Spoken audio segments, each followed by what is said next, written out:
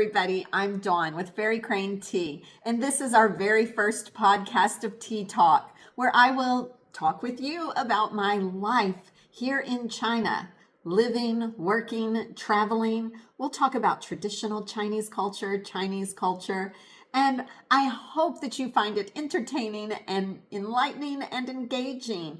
Please be sure to like, comment, ask questions. I would love to talk with you.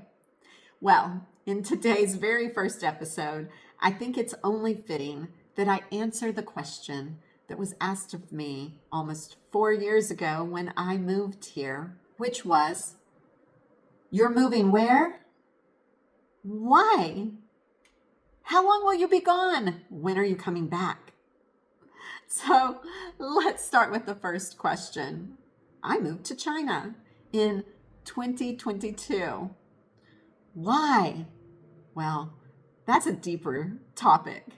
But the easy answer is I got a job here. I became an English teacher at a university, teaching oral English. And the more in-depth answer, well, we can talk about that because I hope that through this discussion, it will help others, many who maybe have felt the same way I did. And I'm not saying that anyone in my specific situation should just up and move to China or another foreign country. But what I want to talk about is the fact that if that is something that you feel led to do, you feel it deeply within your heart, then go for it. Go for it. About 4 years ago, I moved to China during the pandemic. It took many, many months to prepare all the documents, to find out exactly what I needed. And it was very difficult because embassy offices were closed to the public. It wasn't as though I could just fly to Washington, D.C. and walk in the door and ask questions. I had to email. I had to look online. And it was a lot of back and forth to know exactly where I needed to go and what I needed to do. So in saying that, I hope that this is an answer for so many people who thought that I just moved to China on a whim. I decided one day I'm moving to China and I did it. No, it was with very careful thought and consideration and planning. And the planning occurred well before I started processing paperwork and seeking my visas and work permits and applying for jobs. It was something that led up to my actual move. Well, to begin with, during that time, I personally was struggling. I was struggling with, honestly, who I was, what I really wanted out of my life, and was I actually happy, genuinely happy? And the answers I kept coming up with was, I don't know. I don't know who I am anymore. I don't even know what I truly want. Happy? I was happy in the sense that being around others, friends, family, brought me happiness. I wanted to see them happy. I wanted to help others. I wanted people to be living their best lives. I worked as a health and wellness coach and also worked for a major hospital in Texas. And through that, I worked in the volunteer department helping high school and university students get experience in a hospital to decide if this was the direction they really wanted to go in their life, in their careers, and give them different opportunities. Through that, I met so many wonderful students. Many were Native Americans or native to America, but were of various ethnic descents. And I really began to talk with them about their cultures and really got a sense of who they were. And I began doing so much study in Chinese history, Chinese culture, and began watching a lot of Chinese TV from Well, you guys will learn soon enough that my very all-time favorite Chinese drama is The Untamed. I've read the books, I have watched the series so many times, and it was something that, I don't know, it just spoke to me. And a TV series speaking to you may seem a little strange, but it was something I needed in that time of my life. I was undergoing a lot of changes. Changes because of the pandemic, changes because my youngest daughter was getting married and would be moving away, changes because I had lost my dog. He was my truly my best friend. We did everything together, went everywhere together. He was a little Maltese, and he suddenly got sick with a heart condition and passed away. And I felt completely lost. I mourned my dog probably more so than I'd mourned most humans, because he meant so much to me, so very much to me.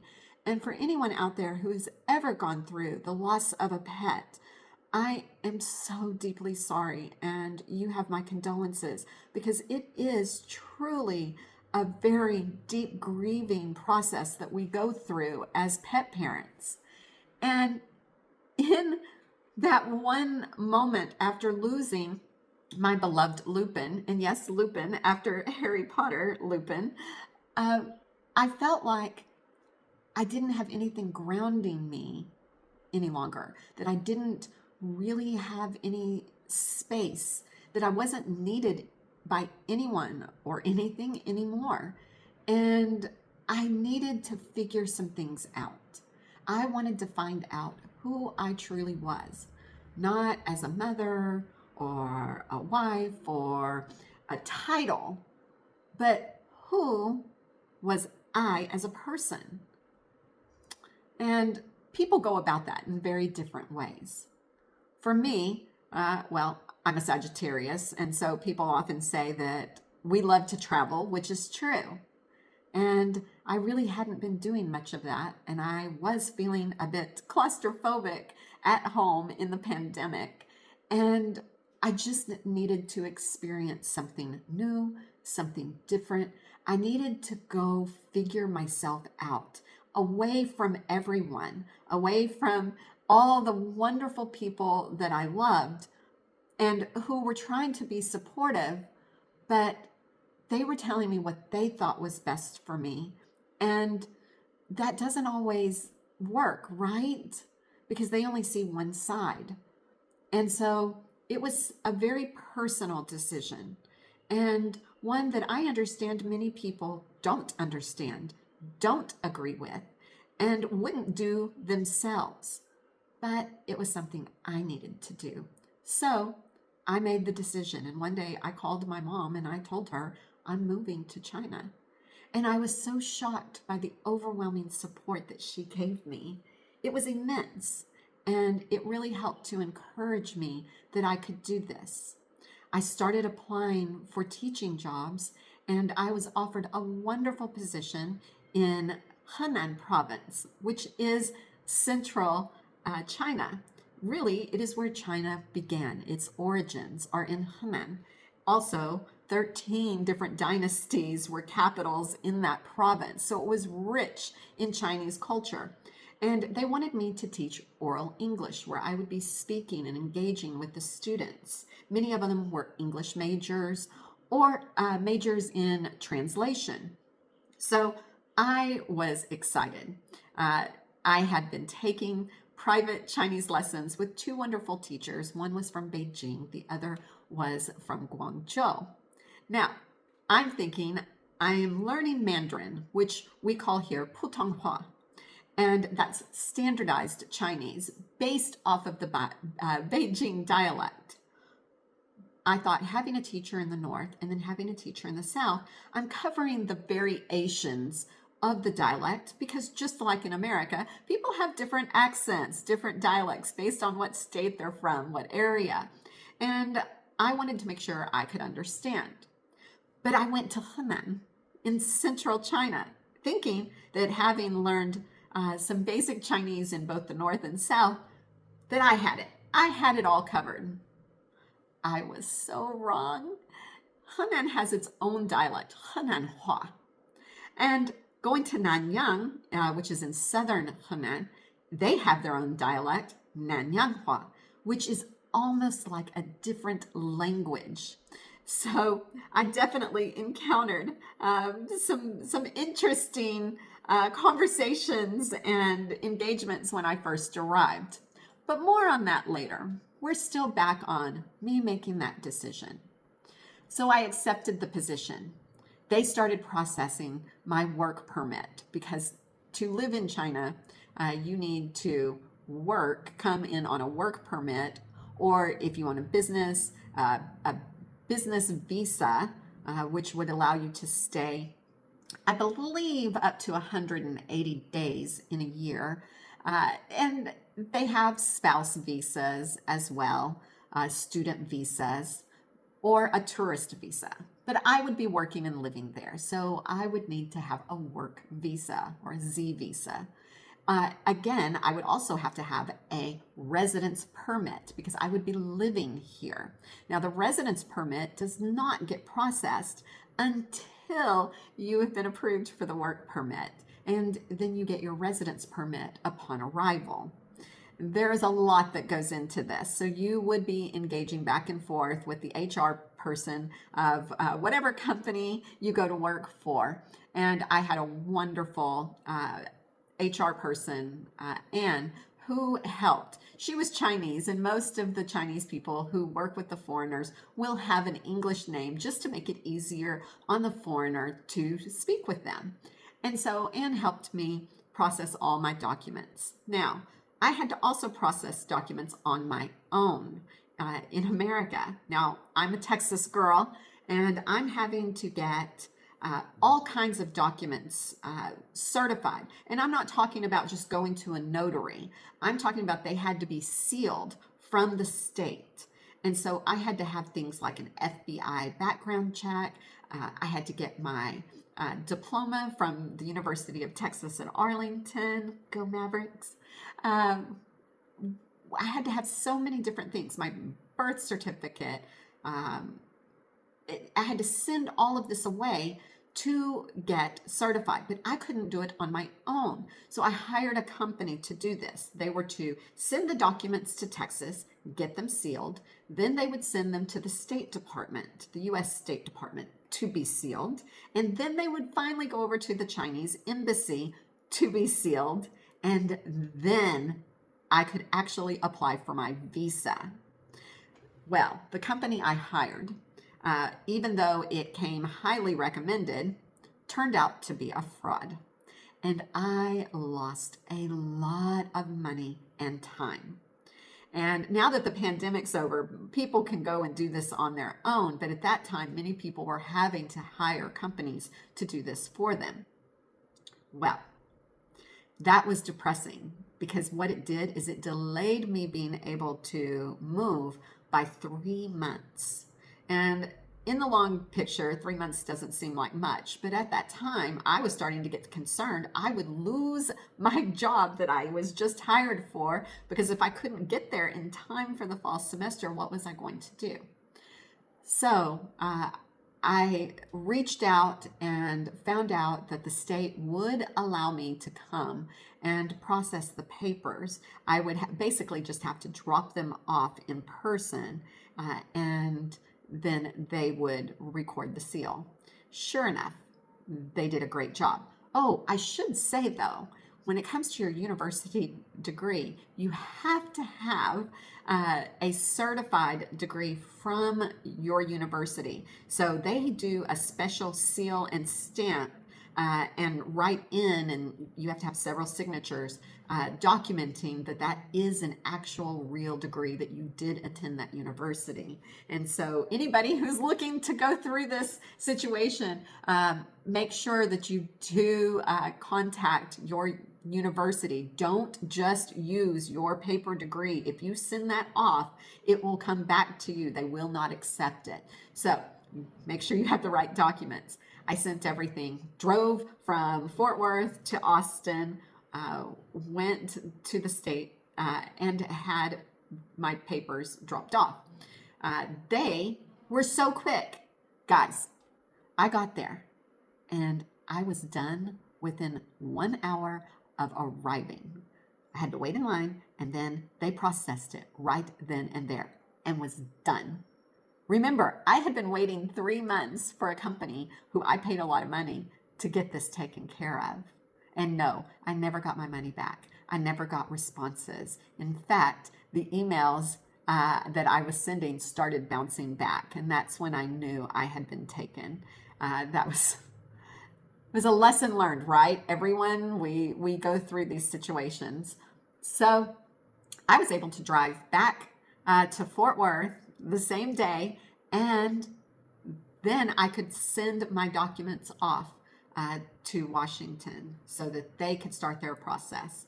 Now, from that time, it took about 6 weeks for the state to get my documents processed, and then they send them back to me. And now I have to turn around and send them right back to Washington, to the Chinese embassy. And so I did that, and that took another 6 weeks. By the time I got everything back, we were in August of 2022, late August of 2022. Now I had to apply. No, I apologize. It was about early to mid-August 2022. Now I had to apply for the work visa. But the work visa also takes several weeks at that point. And you had to meet very strict COVID guidelines. I had to twice do basically a a lot of self-tests. You had to do a lot of COVID tests.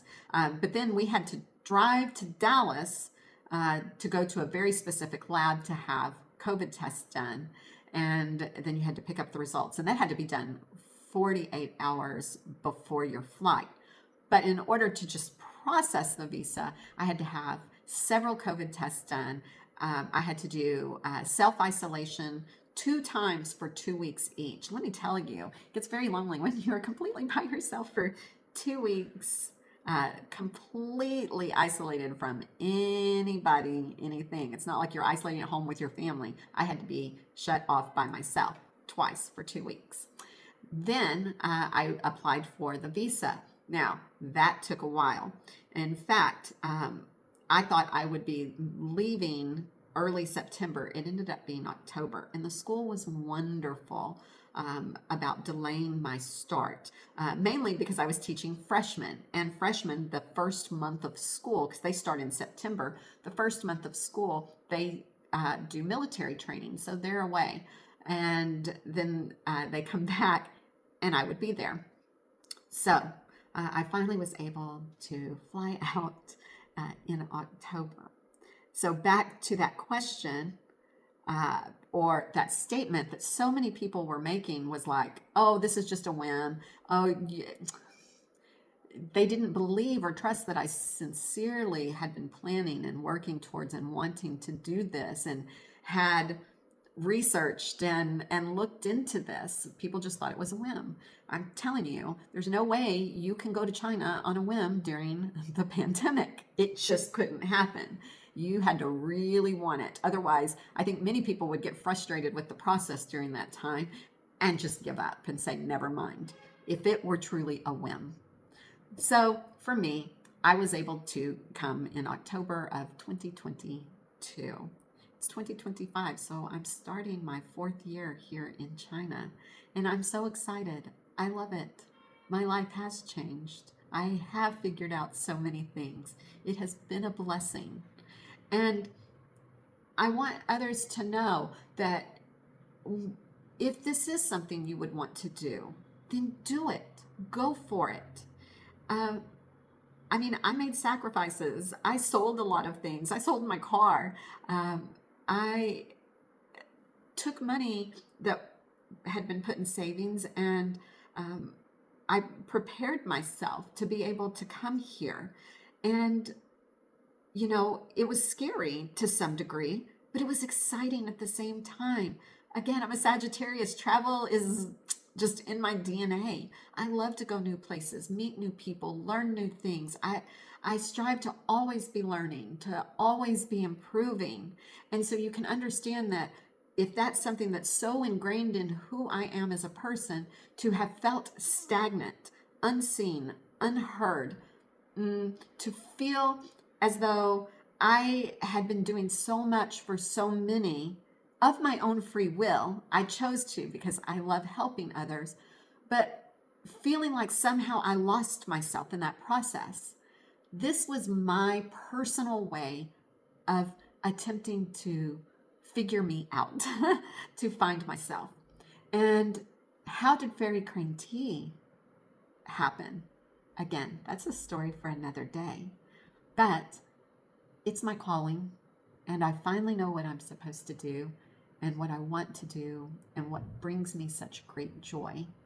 And we'll talk about that on another wonderful podcast. I hope you're enjoying this podcast, and I hope it's not too much of a downer, because I don't want anyone to think of it that way. I want people to see it as encouragement that I was willing to go through a lot to make a change, to find and seek my happiness and have an understanding of myself in a very new and unique way. And I believe that anyone can do this, or whatever it is that you're wanting to do, that you can. You have to believe in yourself. You have to find that inner strength to just be able to do it, and put aside the noise, because people are not always going to agree with you or your choices.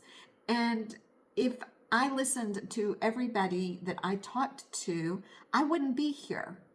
So many people did not agree with this. And some people were very rude, very hurtful in their comments.